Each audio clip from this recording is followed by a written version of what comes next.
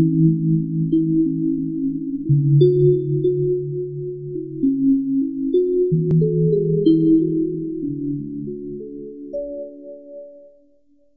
Achanta Venugopal from TIFR Mumbai is the first speaker. Dr. Venugopal is a faculty member at the Department of Condensed Matter Physics and Material Sciences at Tata Institute of Fundamental Research, Mumbai since 2004. In 2000, he completed his PhD in physics at the Solid State Electronics Group. He worked on the development of inter-subband transition-based all-optic switch for 1 terabit OTDM networks. He received Doctor of Engineering degree in Electronics from Tokyo University for this work in 2006. Between 2003 and 2004, he worked in the Quantum Information Technology Group, NEC Corporation, Japan, as a JST Fellow as part of the IMI Quantum Computation and Information Project. His current interest is in understanding the basic physics and identifying the nonlinear phenomena to design and realize solid-state all-optical devices for classical and quantum information processing. The title is mostly, it says that like I'll be talking about periodic nanostructures, but I'll also cover some periodic and totally nothing to do with periodic structures. So this work involves Professor Vengadlekar, Sachin is the student, and Prashanta was a postdoc here. He is IIT Kanpur, and these are the three collaborators who are involved with different parts of this work. Before that, like these are the funding agencies like which support this work. TIFR is the main funding agency. We also have funding some bit of it coming from the National Institute of Information and Communication Technology, Department of Science and Technology, UK India Education and Research Initiative, and the Swedish Research Council.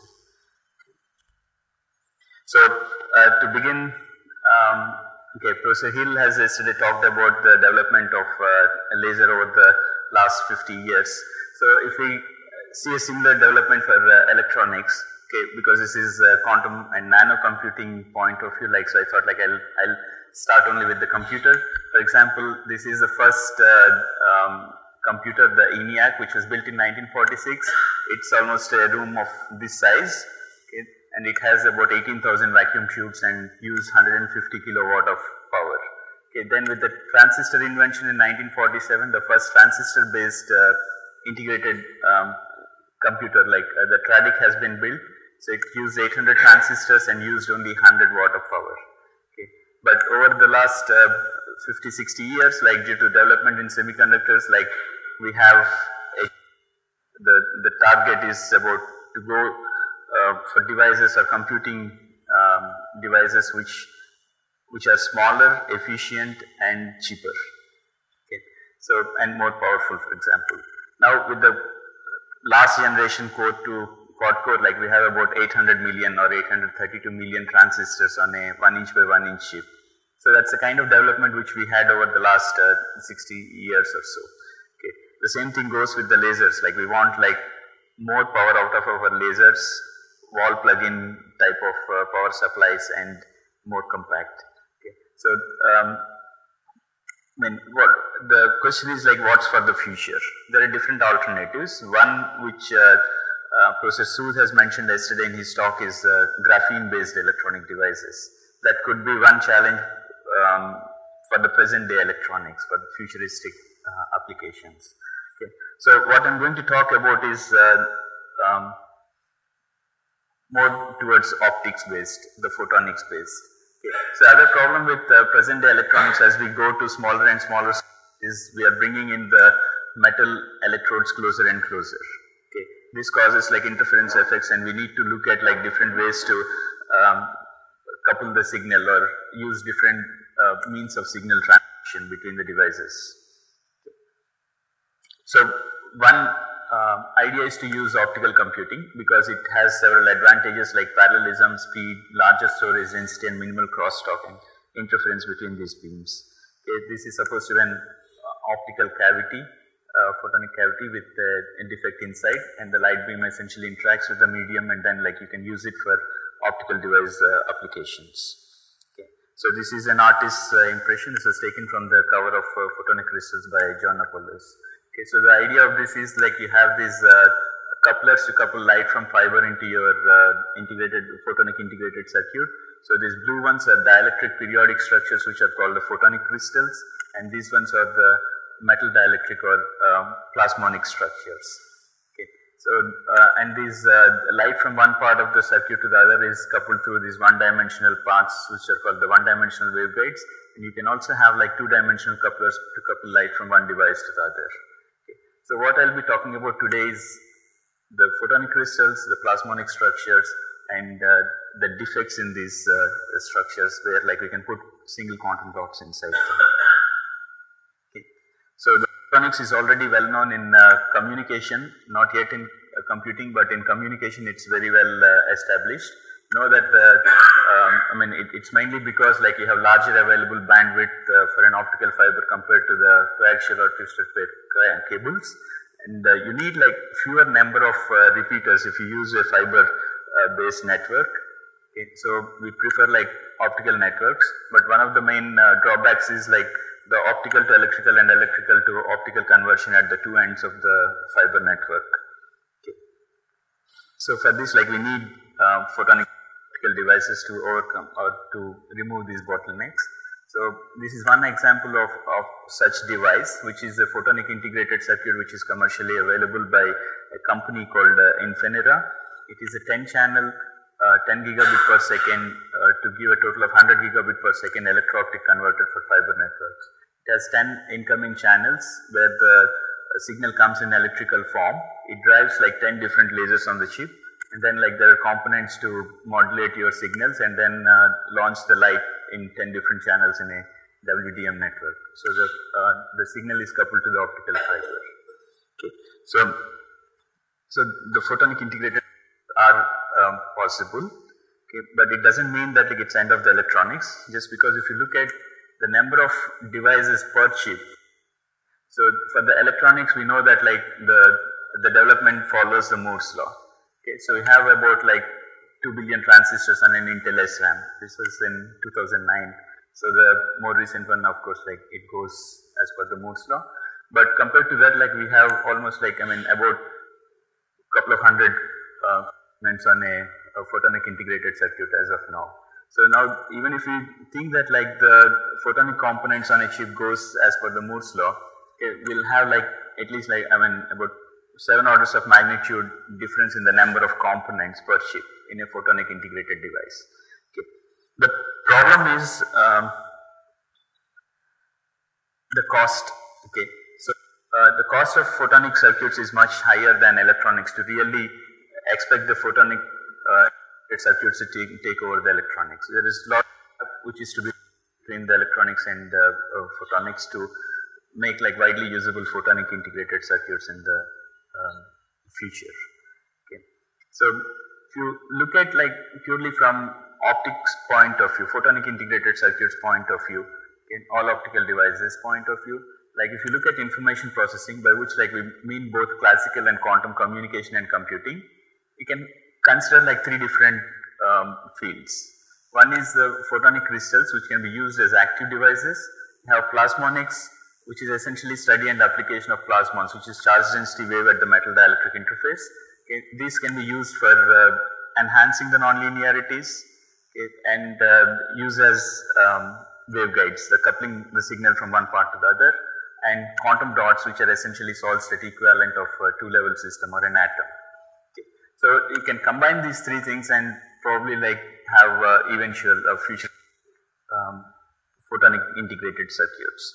So our interest is in metallodielectric photonic crystals. So essentially we design, fabricate and characterize them. Okay.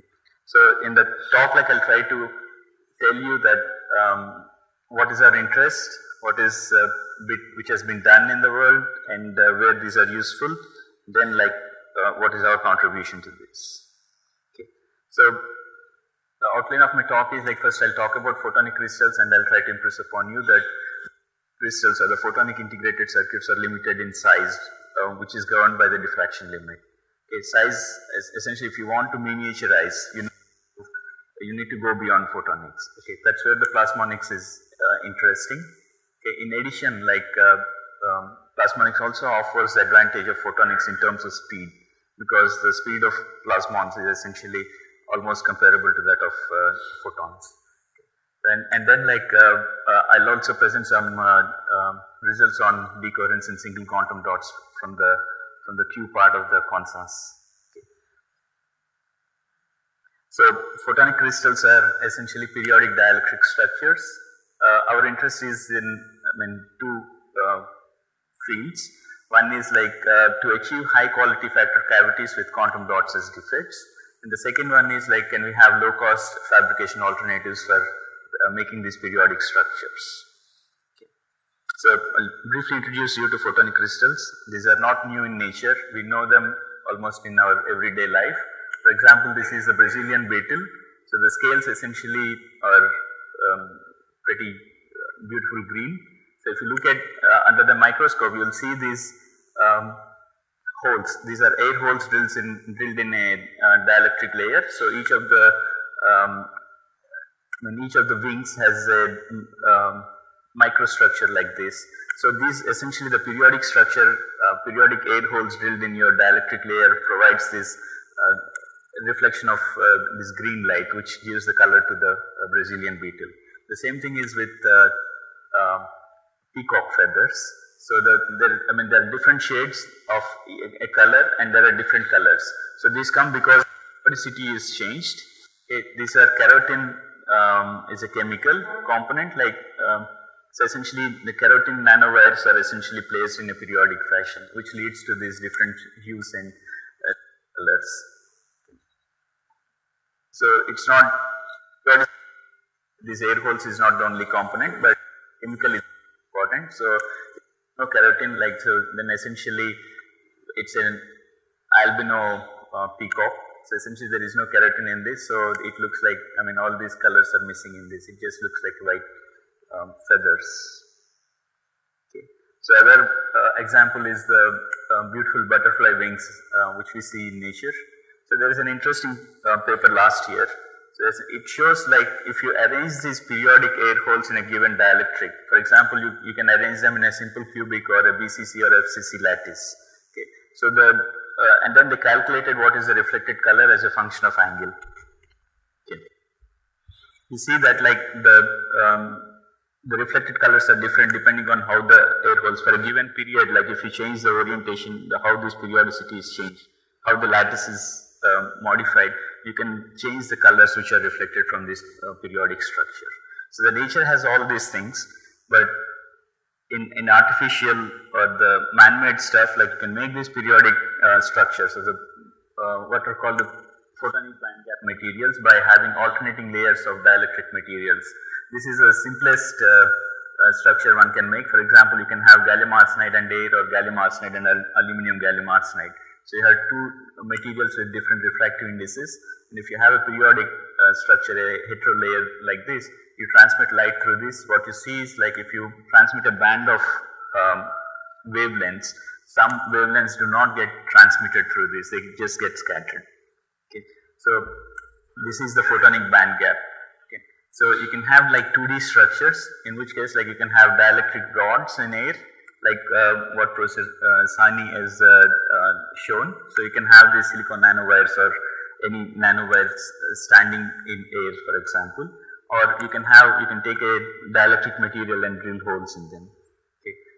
And 3D structures are like you can use like interference effects to make these lattices, or you can have the so-called wood pile structure, like which is built essentially from bottom-up approaches.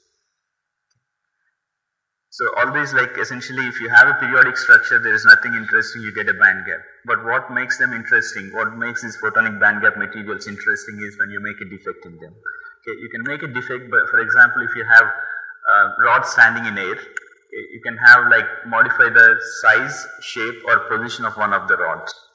Okay, then you have a point defect. Or you can have a line defect where like you can modify a row of these rods. And surface is always a defect. Okay. Once you have this, like you can do a lot more with your structure.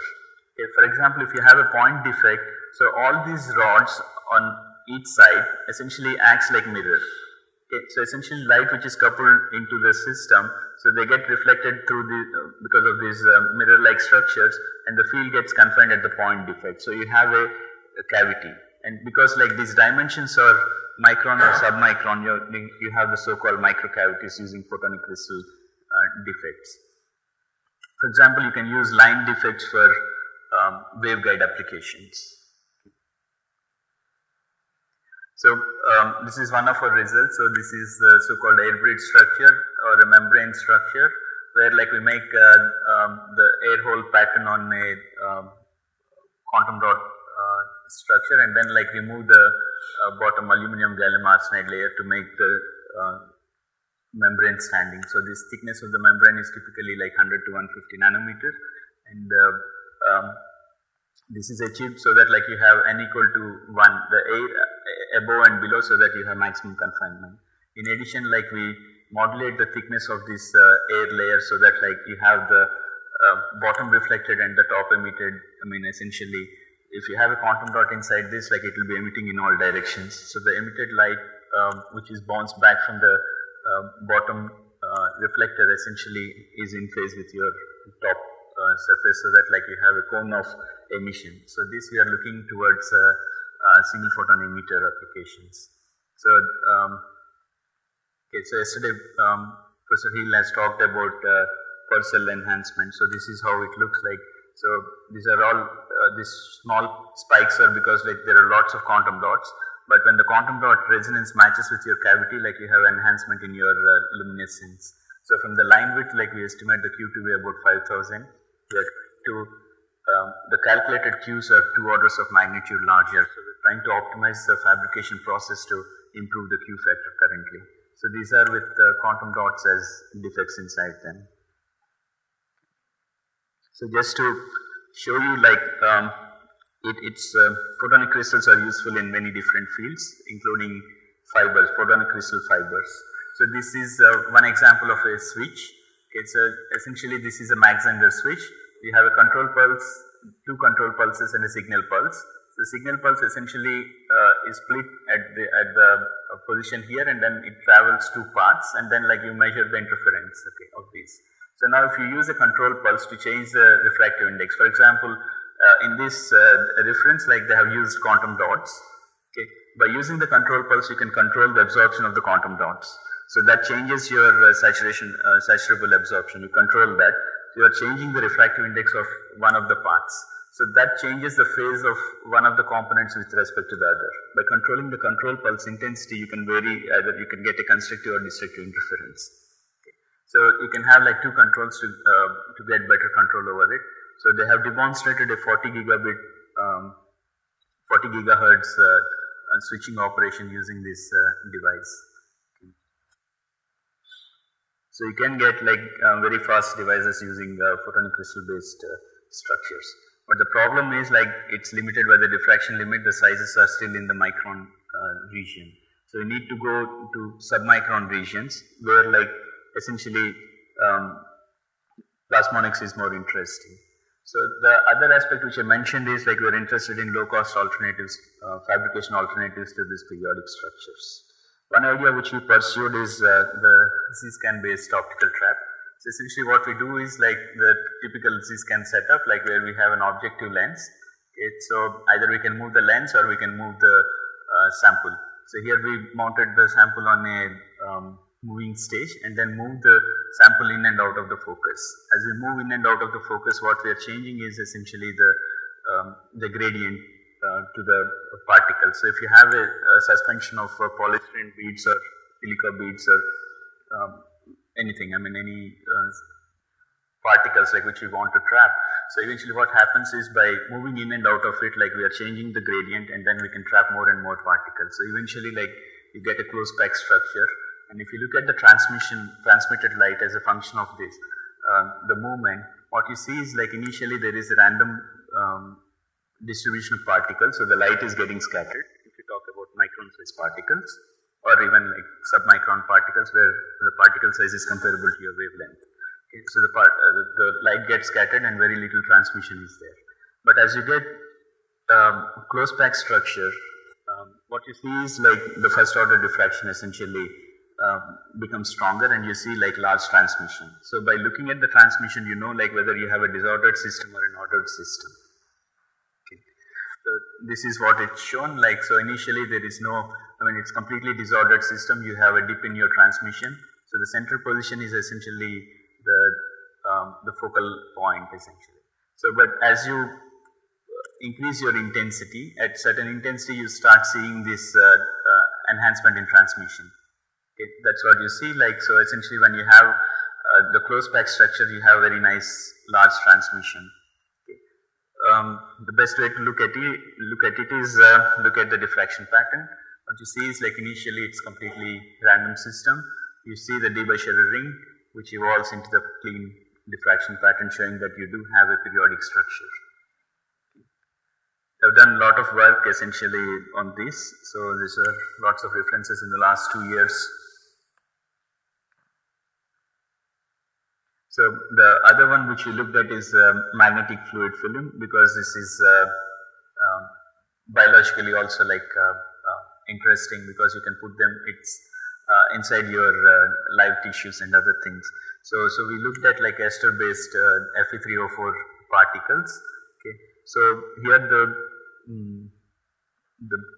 process is different, because you have like nanometer size particles.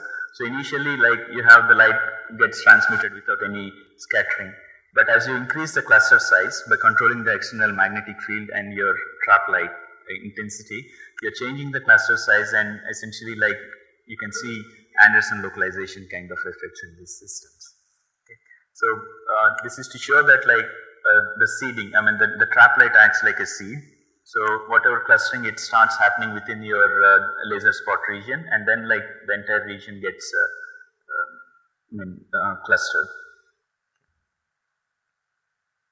So what happens is like essentially we find first what is the optimum intensity required for the optical trap light, okay, and then vary the magnetic field. As we vary the magnetic field, like the cluster size increases. What we calculated is like we require about 200 nanometer is the optimum size of the cluster for, in this case like it's 1.55 micron wavelength. Okay.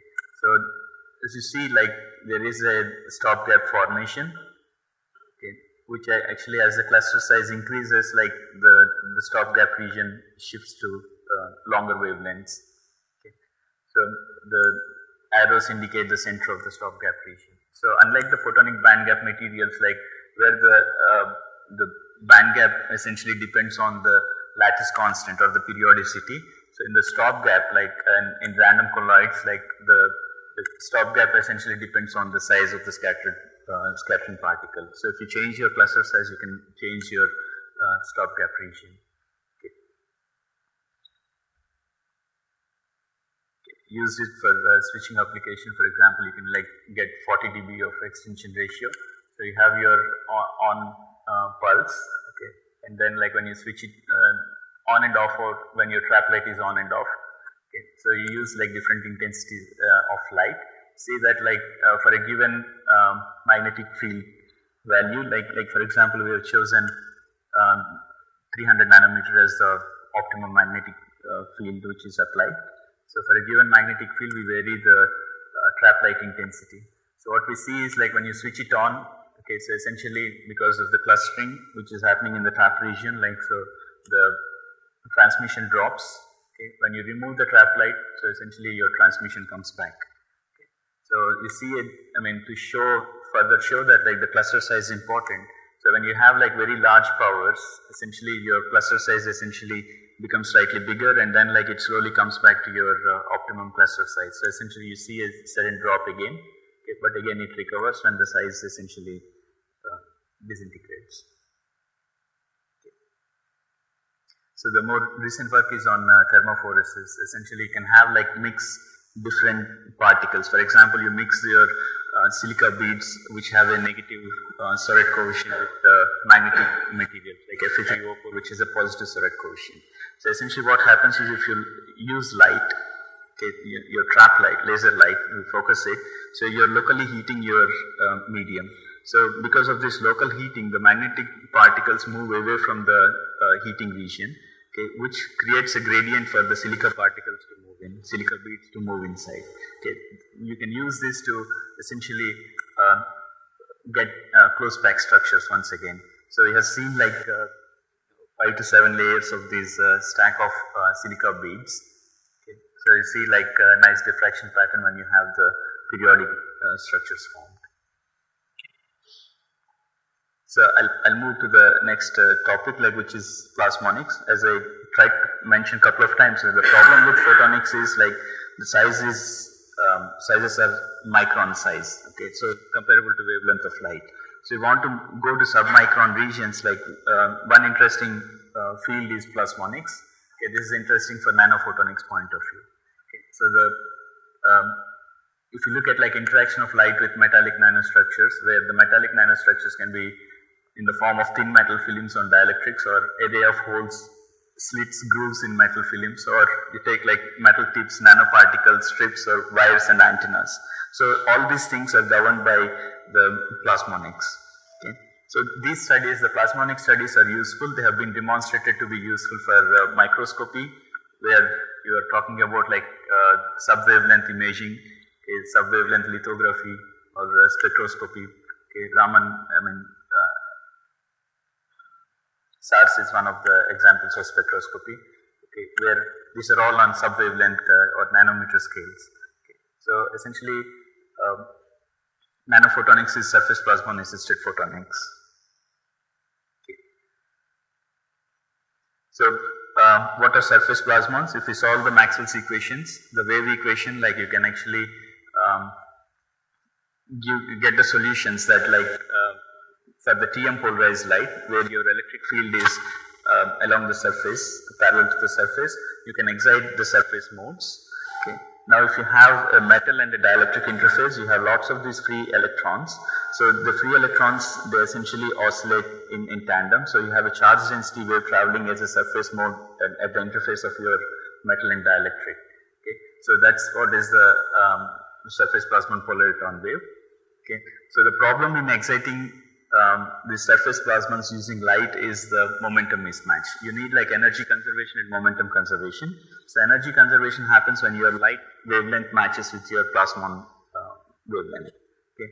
But for a given light wavelength, okay, for example light frequency or energy, so the light has a straight line. I mean this is the dispersion omega versus k. Okay. So this is the light line.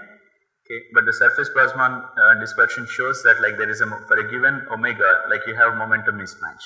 So you need to overcome this momentum mismatch. So that's the challenge in optically exciting the surface plasmons. Okay. So I'll show like how this is overcome, but just to show the importance of plasmonics. So this is for nanophotonic applications, like this is reported in 2005. So these are 250 nanometer wide, so essentially this is a 250 nanometer wide silver strip into which like light is focused from this side. So these are like silver nano dots which are arranged in a particular fashion to focus light into this waveguide. So this is the experimental result.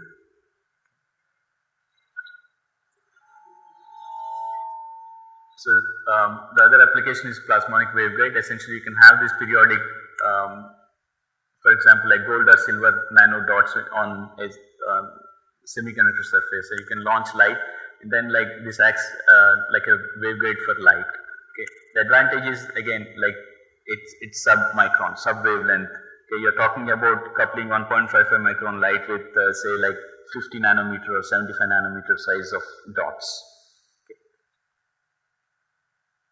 So this is another very interesting result which came up last year. This is the world's tiniest laser emitting at 525 nanometer. This is called the so-called SPEZR. It's a nano laser. It consists of a gold core and a sodium silicate shell. On top of it you have a dye which is coated on top. Okay. The overall size of this is about 44 nanometer. This is the field profile which is emitted. So this again is based on plasmon mediated enhancement in emission. Okay. So, But the problem with this is like it emits in all directions, unlike a laser like which you want a pointed light. Okay, so here it emits in all directions. Okay. So for that also there is a solution which came up this year. Like essentially you can modulate the grating structure. For example, you can put it. This is a surface emitting laser. This is a QIP, quantum well infrared laser. Like so, this emits in the terahertz wavelength. So you can modulate the top with, you make a metal pattern and design your pattern so that like you get a collimation out of your laser. So for surface or edge emitting lasers, like the light is emitted in a big cone. Now just at the edge or on the surface, like you put these metal patterns to collimate your laser output. Okay. So they are very interesting work which is happening from application point of view. Okay. So as I mentioned, like one of the challenges is exciting these surface plasmons using light. Okay. How do we overcome the momentum mismatch? There are two geometries which are used in the extensively. One which has been studied most is the Kretschmann-Rather prism geometry. You have a prism on which on one face of it like you put a thin layer of metal. Okay. Or other is the Otto geometry where like you put a dielectric first and on top of it you put a metal. By controlling the thickness of your dielectric layer you can control the coupling. So the idea is that like by choosing the angle of incidence, so one component of the diffracted light essentially is along the surface and that excites the surface plasmons. Okay. What we look at is the grating geometry. For example, this is you take a metal and then like you pattern this metal, like use electron beam lithography which Professor Saini has already talked about. You make these grating lines on this, for example, or you can make like 2D structures. Okay. So how does this work? Like so essentially this is the charged density wave which travels on the surface. This is the electric field profile. So if you have the interface, like on one side you have the dielectric and the other side you have the metal. So this is the field, how the field decays. The property of the surface wave or the definition of the surface wave is that it travels on the surface and on either side away from the surface like the field decays exponentially. Okay. So this is the dispersion for the light and the plasmons. You have the momentum mismatch, but this grating component, additionally the Bragg component essentially gives the additional component required for the light momentum to match with that of the plasmons. Okay. If you have a periodic 1D structure like this, you can have like, because we are talking about a finite structure, like the light gets reflected from the air at the either interface. Okay, then you have a standing wave. So the standing waves have two components where one of them has a maximum on the metal, one of them has maximum on the dielectric. So these two have two different frequencies. Essentially the two modes are different. So that generates a band gap between for the plasmons, like what we see for photonic and the normal crystals where the electronic waves have band gaps. Electronic band gaps or photonic band gaps, you can have like surface plasmon band gaps in periodic structures. Okay. So some of the structures which we studied are patterned dielectric with metal on top, and we have dielectric patterns on metal layers and metal patterns on dielectric layers. Okay, we looked at the femtosecond dynamics, grating fabrication and also dispersion measurements in this. Okay. So one of the early studies was to look at like you pattern your quartz substrate for example and then deposit thin layer of gold. Okay. You have a structure like this where this gold thickness is about 50 to 100 nanometers. Now when we launch a short pulse, what we see is essentially a laser pulse comes and it gets some funny shape. Okay. The funny shape essentially depends on the interaction of light with your plasmon. Okay.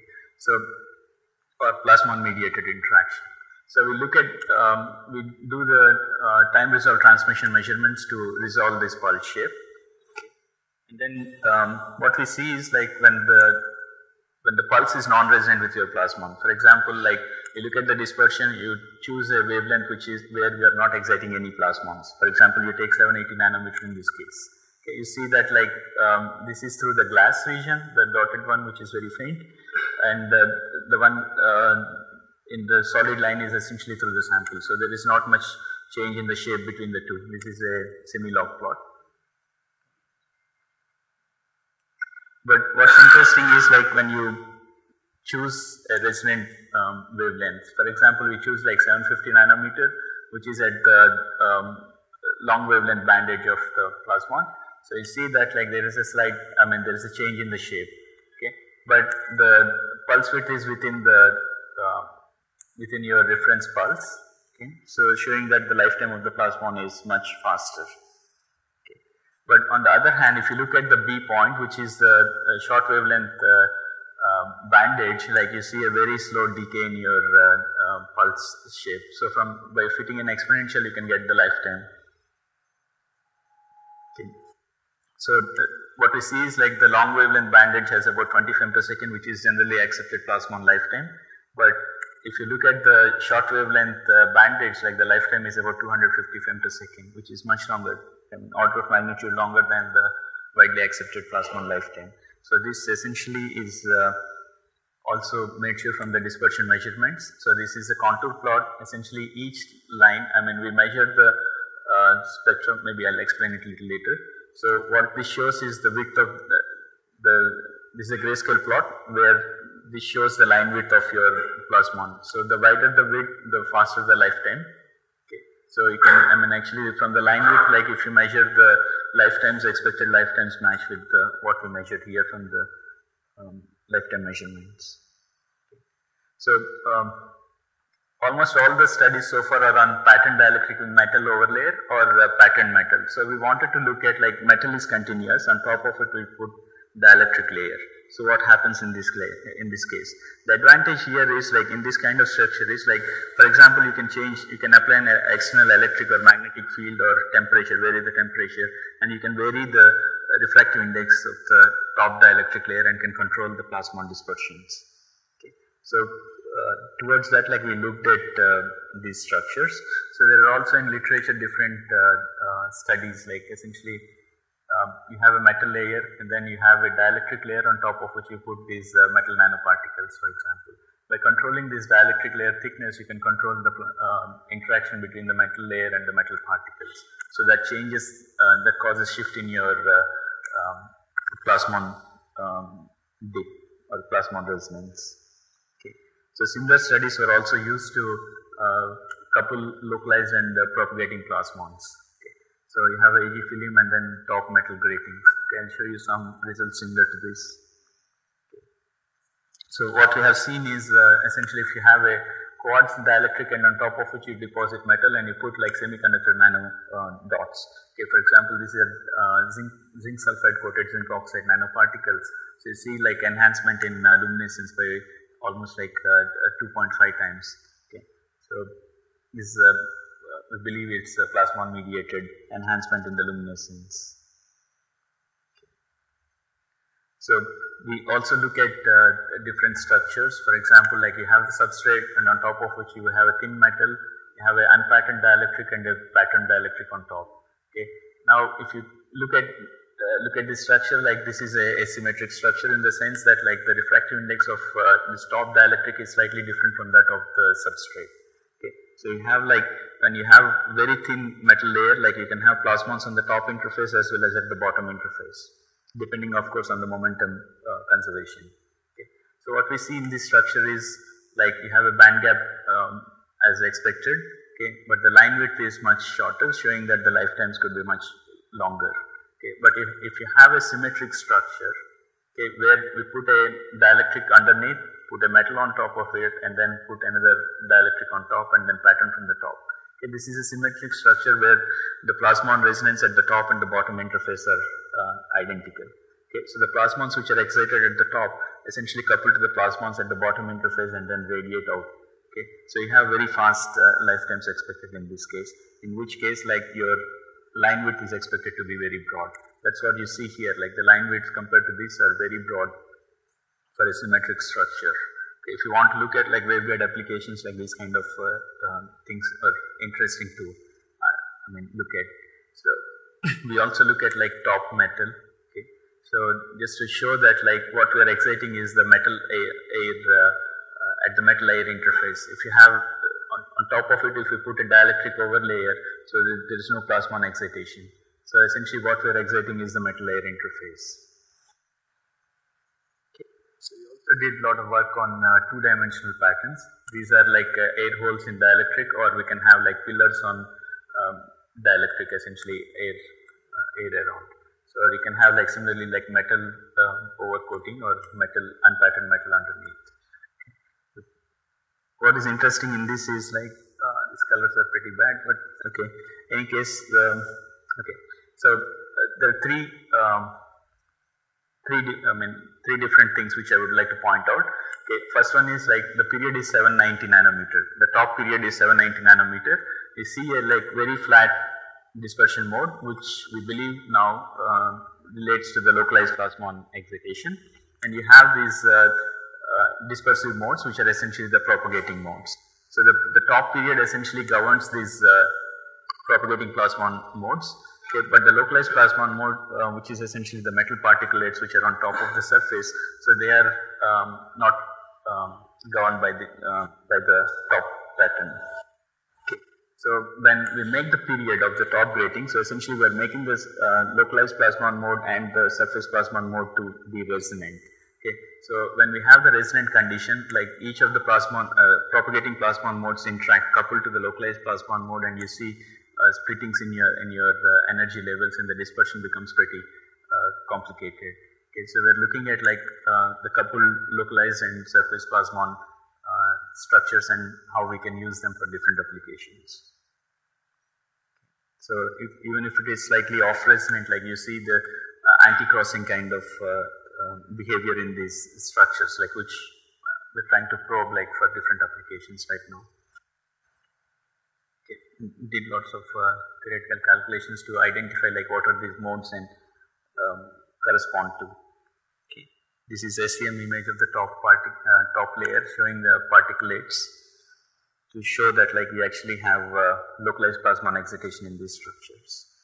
This is a calculation, so just to show that like there is a plasmon, launch a white light and then look at the absorption corresponding to the localized plasmons. So that this matches with what we are seeing, showing that these are indeed particle plasmon resonances. Okay. We also made different structures using interference lithography. These are dielectric rods in air. You can vary the size, shape and orientation of these. You can have like for example hills, or you can have trenches. So these are all like submicron features. We can go as low as like 0.4 micron. The smallest feature we could get was about 50 nanometer using interference lithography. Okay. Made this quasi-crystal kind of patterns in dielectric. Okay. So the next one is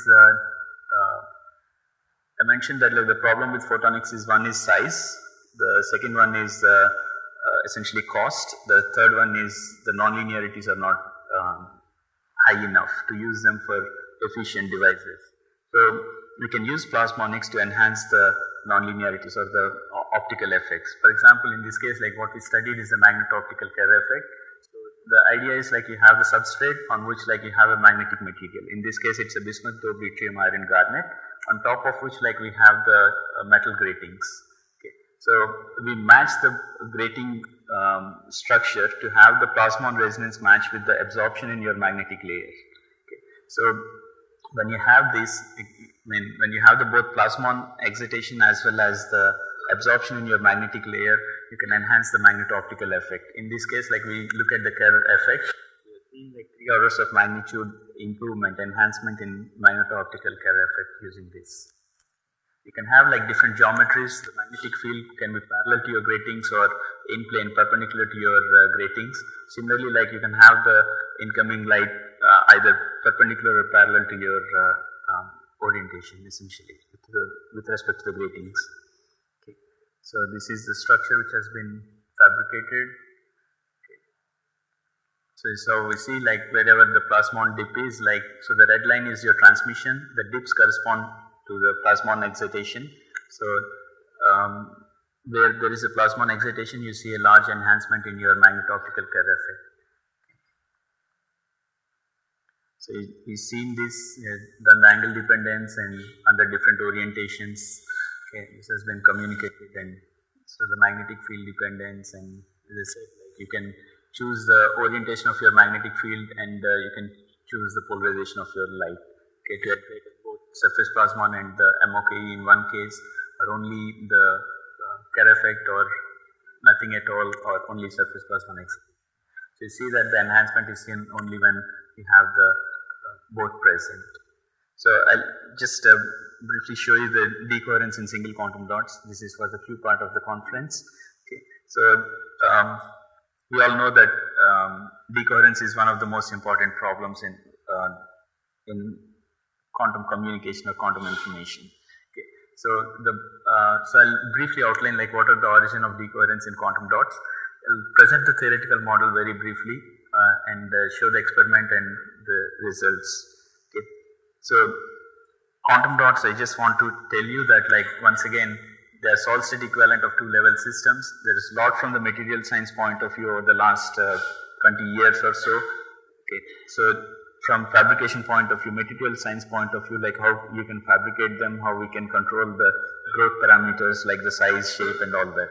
Okay. But over the last 10 years or so, the emphasis is more on demonstrating the atom-like properties of quantum dots. Okay. For example, there are like discrete optical spectrum, okay, and entanglement in using quantum dots. Okay, you have the anti-bunching or the single photon emission from these quantum dots has been shown in 2000. Okay, so they're driven Rabi oscillation, rest states, and optical control of single charge and spin excitons. These are all like atom-like properties are being demonstrated in quantum dots. But one crucial difference between a quantum dot and an atom is interaction of the quantum dot with its environment. The quantum dot, unlike an atom, is not in a vacuum or evacuated space. It's in a host material, so the interaction with the host is a very important aspect. Okay. So the effect of environment is essentially on the decoherence, okay, or the dephasing time. Okay. So this can be measured by looking at the Rabi oscillations. You can do either Rabi oscillations in the time domain, or you can do it in a time integrated measurements by looking at the dependence on the pulse area. For example, you can look at the Rabi rotations. Okay. So essentially, if you are measuring the Rabi oscillations, what you see is there is a loss of coherence is manifested as a decay in your Rabi oscillations, the damping of these Rabi oscillations. So you have a large intensity and then like the intensity goes damped. Okay. By looking at this, like you can actually estimate the dephasing time. So the dephasing is important because the fidelity of a qubit device is limited by the dephasing time. So we need to, for any meaningful quantum information measurements, you need to make like thousands of measurements before the signal is lost, okay, before the coherence is lost. Okay, so you need to have longer the dephasing, like the more number of measurements you can make before the signal is lost. Okay, so for example, if you look at single quantum dots, the origin of intensity dependent dephasing is depends on the structure, on what kind of quantum dot you are looking at. Okay. So, but if you look at the main problem which we are trying to address, there are two different models in the literature on what is the dominant source of excitation induced dephasing in quantum dots. One is called the so-called wetting layer, which argues that like your electron is in the quantum dot, but your hole is in the wetting layer, which is essentially a quantum well which is formed while you are making your quantum dot. Okay, so the electron and hole, because of this non-local thing, like there is a dephasing mechanism, okay, which leads to which is the dominant mechanism. That's what this model shows, and this has experimentally also been demonstrated. But then if you really look at it, like the phonon quantum dot coupling is a basic dephasing mechanism, and it should be there irrespective of the type of the quantum dot. Okay. So the dominant or the very basic dephasing mechanism should be phonon quantum dot coupling. Okay, this has not been experimentally shown, so this is what we wanted to check. Okay. So towards this, like there is a theoretical model developed. So look at essentially the Rabi frequency. Okay. So, and we assume that the excited carriers interact with a reservoir of echo-3 phonons, and LO phonons are much higher in energy, so we ignore them. Okay. The Hamiltonian has been written, which has three components. One is the control, okay, and the second is the phonon bar, and then the interaction term. Okay. So, so if you look at the excitation induced dephasing parameter, so essentially like you get like you do all the math and then you get essentially that you have a K2 parameter which depends on essentially the material, the bulk parameters, and then the temperature. Okay. So we have a linear dependence with temperature is expected for the dephasing induced parameter. So what we wanted to do is measure this K2 parameter as a function of temperature. So we need to do electric field dependence. Okay, so the theoretical observations are that like electric field dependence is on tunneling rate and probably not on the damping, and the rate of EID due to acoustic phonon mediated interactions is dot independent. Okay, so we designed our experiment to match all these things. Okay, we take like single quantum dots, do photocurrent measurements. So essentially, an electron is excited by optical excitation, and then like because of the applied bias you measure the current. So each of these electron hole pairs like result in some picoamps of current. You measure the current as a function of your pulse area, for example. So this is a photocurrent spectrum. So as you sweep your incident light wavelength, so you see essentially a peak. So the peak essentially matches with the exciton resonance because you have maximum absorption. So it uses pulse shaper. It's a 2 grating. Okay, it's a 4F0 dispersion compensator. So to control the pulse width so that we don't excite the biexcitons, and we also choose the polarization such that like we don't there is no 2 photon absorption of the biexciton. Okay. And from these measurements, like so the spectral width dependence, just to show these are the oscillations. This is as a function of power. The photocurrent. Let's skip this. So we choose the bias voltage, the gate voltage, because if the gate voltage is too large, you will see tunneling.